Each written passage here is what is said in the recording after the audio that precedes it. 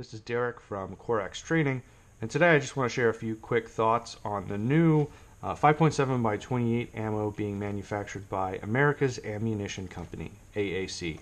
So real quick, for as far as the guns were concerned, I tested it through my PSA Rock 5.7, and I also tested it through my FN PS90 that has been chopped down to an SPR.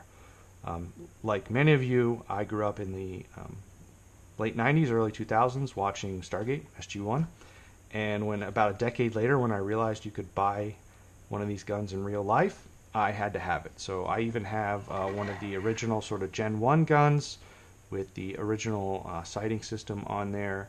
Mine has the black reticle.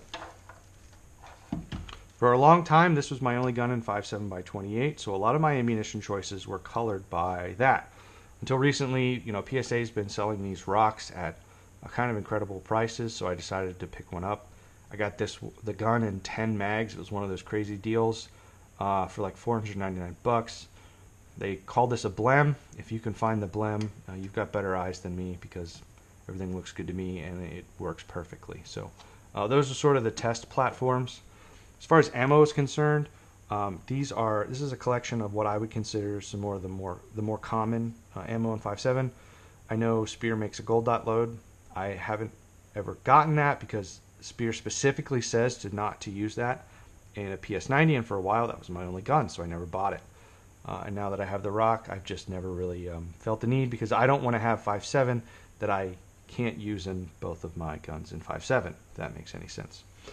So I have the two FN, the two most common, I think, FN loadings. There are other FN loadings. Some of them are easy to get. Some of them are downright impossible to get.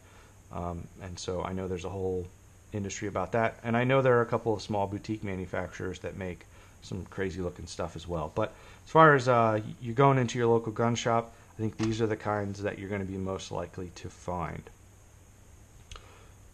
This is what I would consider sort of the standard 40 grain VMAX bullet.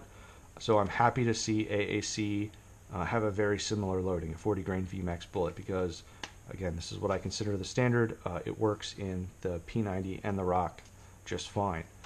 Same goes for sort of the green tip, the 198 LF.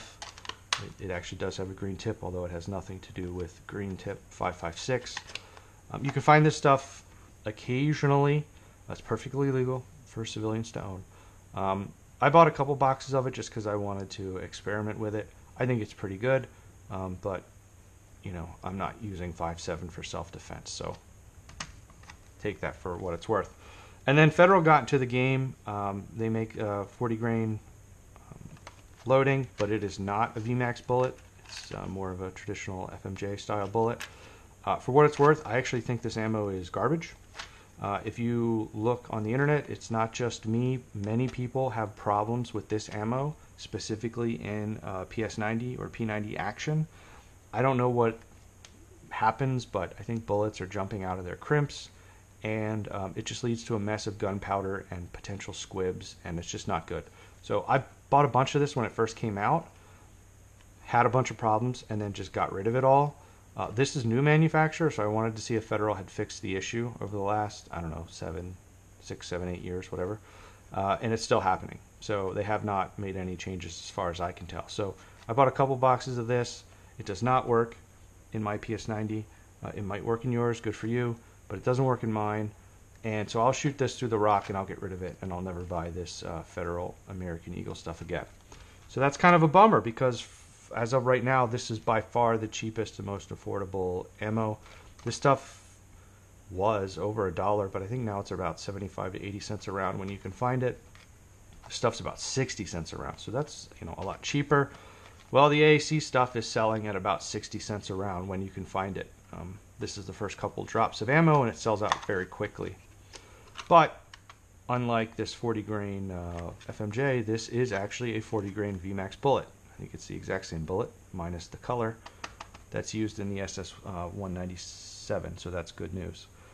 As far as performance is concerned, if you look, it looks like a nickel casing, and it looks dirty.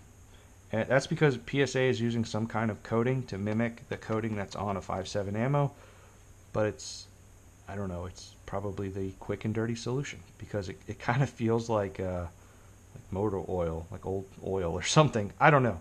So that was I was a little concerned about that out of the box, and you can see the residue on the inside of the box. You know, it's dirty, but it worked just fine. So I'm happy to report that I put 100 rounds through the Rock and 100 rounds through the P90, and I had 0 failures whatsoever in either platform, both suppressed and unsuppressed. So I also have a suppressor for this gun, so I ran 50 rounds, suppressed and unsuppressed through both guns, 0 malfunctions. So that's good.